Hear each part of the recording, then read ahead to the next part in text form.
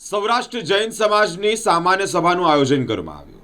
73મી સામાન્ય સભાનું આયોજન કરવામાં આવ્યું, જેમાં સ્પાર્ક ટુડે ન્યૂઝના સીએમડી ચેરપર્સન પરેશ સાસર વિશેષ ઉપસ્થિતિમાં હાજર રહ્યા છે. સૌરાષ્ટ્ર જૈન સમાજ દ્વારા અનેક સેવાકીય પ્રવૃત્તિઓ કરવામાં આવતી હોય છે.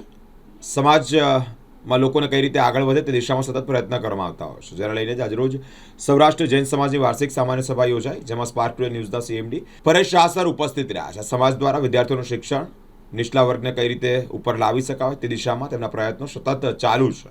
સમાજને લગતી અનેક સેવાકીય પ્રવૃત્તિઓ પણ આ સમાજ દ્વારા કરવામાં આવી છે, જેથી કલાલી ખાતે વડોદરા શહેરના સૌરાષ્ટ્ર જૈન સમાજની વાડીમાં વાર્ષિક સામાન્ય સભાનું આયોજન કરવામાં આવ્યું. આજરોજ અમારા સૌરાષ્ટ્ર જૈન સમાજની 73મી એન્યુઅલ જનરલ મિટિંગ અને સ્નેહ સંમેલન જે દર વર્ષે એક વખત કરવામાં આવે છે, એનું આજે એજીએમ અને સ્નેહ સંમેલનનું આયોજન કરવામાં આવેલું હતું.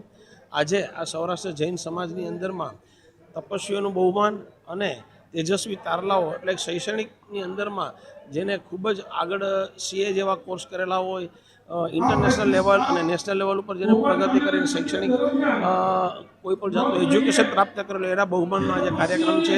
તપસ્વીઓમાં જેમને 30 ઉપવાસથી વધારે તપસ્યા કરેલું હોય, સિદ્ધિ તપ કરેલા હોય, 44 રોહિત તપ કરેલો હોય, એવા પણ તમામ તપસ્વીઓનું પણ આજે અમે સમાજ તરફથી બહુમાન કરીએ છીએ. શૈક્ષણિક લોનો આપવાની આવે, કોઈ મેડિકલી સહાય કરવાની આવે તો અમારો સમાજ હંમેશા તત્પર હોય છે. આવા સમાજનો આજે સ્નેહ સંમેલનનો કાર્યક્રમ યોજવામાં આવેલો છે અને આજે અમારા આમંત્રણને માન આપી અને ડૉક્ટર પવનભાઈ દ્વિવેદી આજે અહીંયા પધારેલા હતા અને સમાજને શું વસ્તુની જરૂર છે અને શું બાળકોને આપણે આપવું જોઈએ એની એક ગહન ઊંડી દિશામાં ચિંતન કરાવેલ હતું. અને આવા મોટિવેશનલ સ્પીકર શ્રી પવનભાઈ દ્વિવેદી આજરોજ પધારેલા હતા, જેનું પણ અમારા સમાજે અભિવાદન કરેલું છે.